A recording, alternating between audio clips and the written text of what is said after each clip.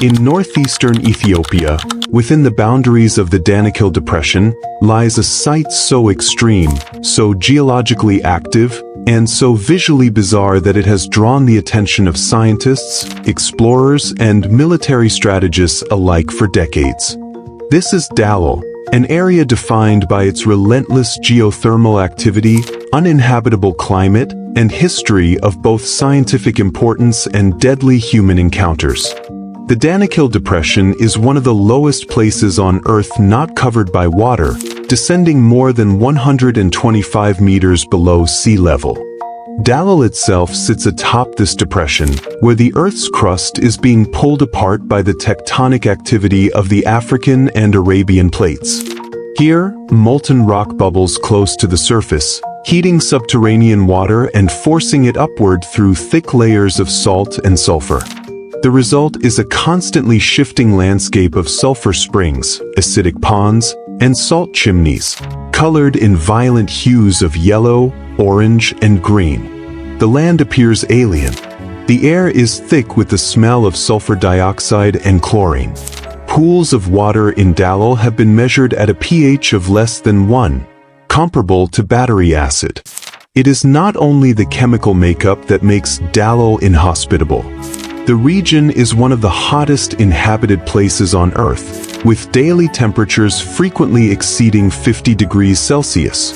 In fact, Dallol holds the record for the highest average annual temperature ever recorded for an inhabited location, with historical records during the early 1960s averaging over 34.4 degrees Celsius year-round. Despite the oppressive heat and the danger posed by invisible toxic gases and collapsing crusts of salt, people have continued to interact with this land. For centuries, the local Afar people have extracted salt from the surrounding flats. Using hand tools, they cut blocks of salt from the hardened ground and load them onto camel caravans. The traditional salt trade follows routes that wind through one of the most geologically unstable environments on the planet. In areas close to Dallol, entire caravans must navigate around bubbling acid springs and brittle salt platforms that can collapse under the weight of man or beast. Still, the salt gathered here has been carried across Ethiopia for generations, forming the backbone of local commerce. During the early 20th century, the Italians established a small settlement at Dallol in an effort to exploit the area's mineral wealth. In 1918, a railway extension was constructed from the port city of Mersa Fatma in Eritrea to Dallol, in order to transport potash, a mineral used in fertilizer. The harsh environment made the settlement unsustainable. By the 1960s, all major mining efforts had ceased. Rusting equipment and abandoned rail cars remained scattered in the area as a testament to the short-lived industrial interest in this unforgiving land. Scientific research in the region increased in the late 20th and early 21st centuries. Numerous expeditions have been mounted to study the geochemistry of Dallol and to investigate the limits of life in extreme environments. Researchers from Europe and the United States have descended into the depression in protective suits and gas masks. In 2019, a team of microbiologists published findings indicating that, in some of the acidic pools around Dallol, there was a complete absence of life. No bacteria, no archaea, no microscopic organisms of any kind. This challenged the prevailing understanding of extremophile biology and established Dallol as one of the few known locations on Earth where liquid water exists without detectable life. While the scientific findings have been groundbreaking, the human cost of visiting Dallol has been equally significant. On the night of January 17, 2012, a group of European tourists set up camp near the hydrothermal formations of Dallol.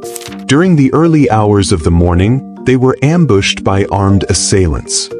5 foreign nationals were killed in the attack. 2 were kidnapped and taken across the border into Eritrea. The incident drew international attention and triggered immediate responses from the Ethiopian military, which launched patrol operations across the Danakil region. Investigations suggested the attackers were linked to rebel groups operating in the politically sensitive border zone between Ethiopia and Eritrea. Following this event, many foreign governments issued travel advisories, warning against all travel to the Danakil Depression due to the volatile security situation. The area remains under tight security control. Permits are required for entry, and all visits must be accompanied by armed escorts. Despite this, scientific interest in Dallol has not waned. In 2016, new research missions returned to the area with more advanced instrumentation, attempting to understand the chemistry of the springs and the mineral layers being deposited around the active hydrothermal vents. The findings revealed unique mineral structures that form only in the presence of extreme temperature, salinity, and acidity, structures that may have analogs on other planets, such as Mars. Geologists have documented more than 200 separate hot springs in the area, each producing different chemical outputs depending on the composition of the subterranean layers they pass through. Geysers erupt periodically, ejecting superheated brine, while gas vents release plumes of steam containing hydrogen sulfide and carbon dioxide. Some of these vents are known to suffocate animals that wander too close. The ground is treacherous, appearing solid in places where it is, in fact, a thin crust over boiling liquid or soft mud.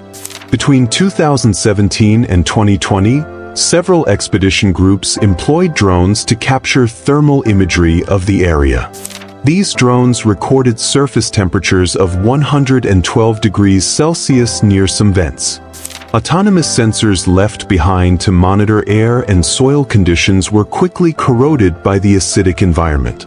Instruments often failed within days.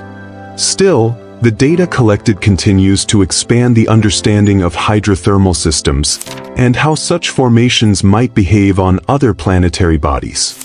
Dallol remains one of the few places on Earth where the interaction between tectonics, chemistry, and climate has created an environment so extreme that it resists both life and long-term habitation.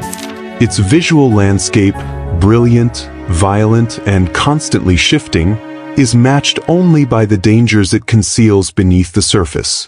With an active geological system, a history of deadly human events, and a reputation for defying expectations, it stands not as a curiosity, but as a critical point of scientific and historical interest on the African continent.